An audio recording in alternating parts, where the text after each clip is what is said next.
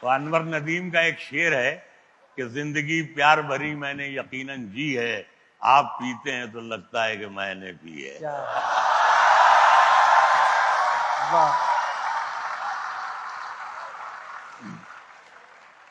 یہ بڑا دلچسپ سوال کیا۔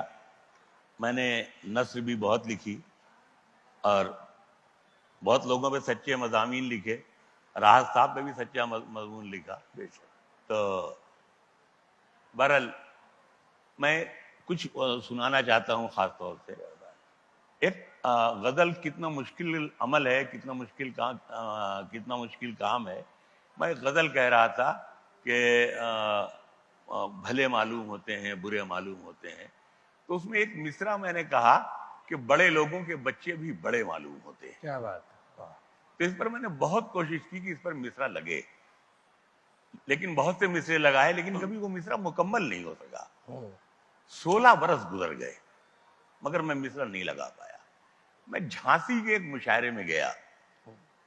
یہ جو آپ نے کہا کہ تخلیقی عمل کتنا مشکل کام ہے ہم لوگوں کے لیے، کہ خدا کا شکر ادا کر کے خوش نصیب ہے تو، تجھے اٹھانا پڑا ہے غم حیات کا بوجھ، ہمارے ہاتھ میں ہلکا سا ایک قلم ہے مگر ہمارے شانوں پہ ہے ساری کائنات کا بوجھ۔ کیا بات! بے شک۔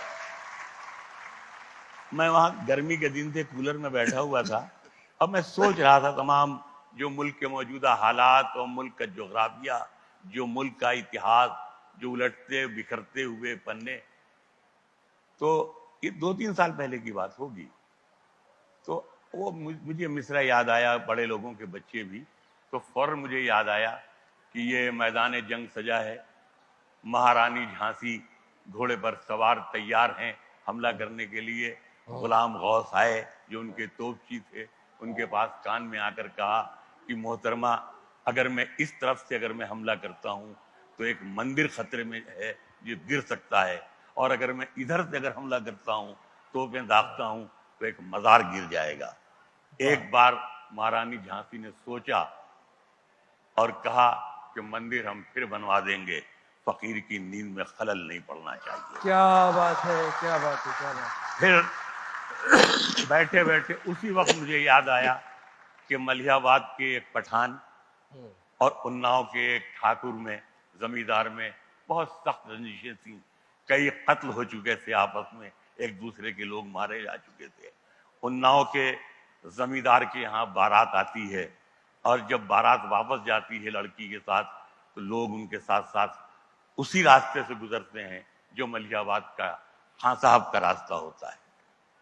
اچانک خان صاحب کے تمام لوگوں نے اس پوری بارات کو روک لیا اور اپنے ہاں لے گئے۔ ایک آدمی جان بچا کے بھاگا اور جا کے انہوں نے زمیندار جو بیٹھے وہ حقہ پی رہے تھے کہ سرکار غضب ہو گیا، خان صاحب نے پوری بارات کو زبردستی رکوا لیا ہے۔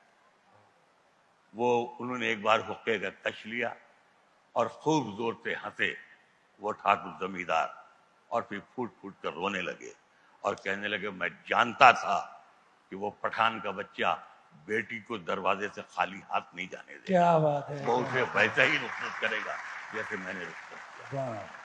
میں نے اس مصرے پہ راحت صاحب مصرع لگایا کہ میرے دشمن کا بیٹا ہے مجھے آداب کرتا ہے، میرے دشمن کا بیٹا ہے مجھے آداب کرتا ہے، بڑے لوگوں کے بچے بھی بڑے معلوم ہوتے ہیں۔ کیا بات ہے! کیا بات!